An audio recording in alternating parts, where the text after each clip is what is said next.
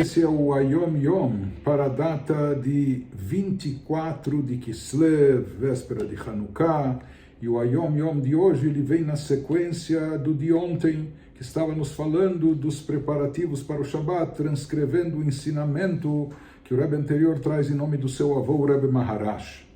E ele prossegue no dia de hoje com esse ensinamento, nos dizendo que uma explicação dos 3 versículos que eles são acrescidos na nossa reza quarta-feira de manhã, Lechun Eranenah, de forma moderada, que é a forma aplicável a todos. Aqui ele vai dar uma explicação de como esses versículos expressam uma mensagem prática e aplicável a todos, que se dirige a todos, independente do seu nível espiritual.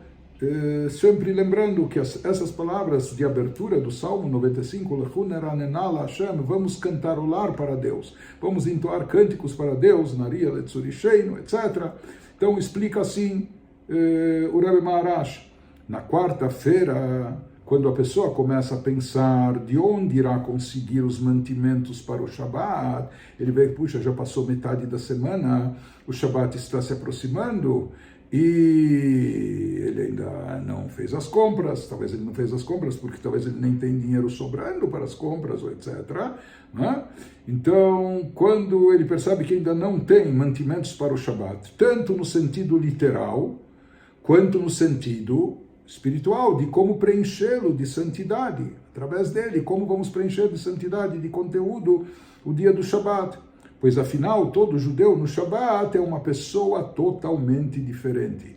Conforme já trazido no Talmud, não só nos livros de Kabbalah, o Talmud nos diz que no Shabbat nós temos uma espiritualidade adicional, nós temos como uma alma especial que se faz presente dentro de nós no Shabbat.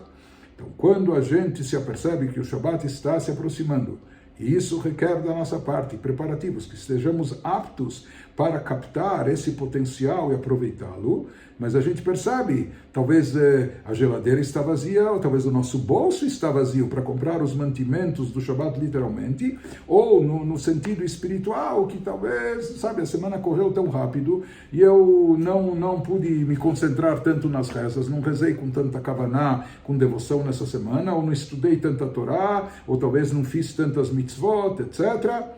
Quando a gente se conscientiza disso, ficamos numa situação depressiva, nós ficamos um pouco amargurados, ficamos assim um pouco melancólicos na quarta-feira, quando a gente começa a se lembrar disso.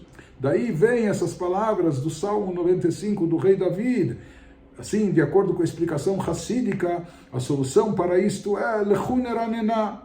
Venham, vamos cantar para Deus, vamos louvar a Deus, ou seja, vamos nos imbuir de bitachon, de confiança em Deus, que de uma forma ou de outra nós vamos conseguir providenciar tantos mantimentos a nível físico necessários para o Shabbat, como também nos abastecer espiritualmente. Isso na quarta-feira.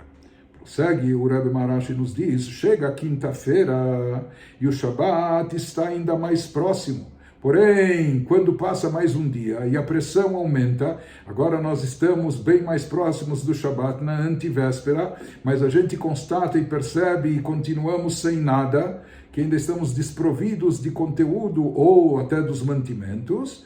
Então, nessa hora existe esse lado prático, pragmático, não basta apenas ter fé e confiança, a gente tem que se empenhar, a gente tem que fazer também. Então ele nos diz, nessa situação na qual nos encontramos, já não dá para ficar apenas cantando. Vamos cantar imbuídos de confiança em Deus, tudo bem, vamos cantar, vamos ser otimistas, vamos manter a esperança, mas também temos que agir, também temos que fazer alguma coisa, não é?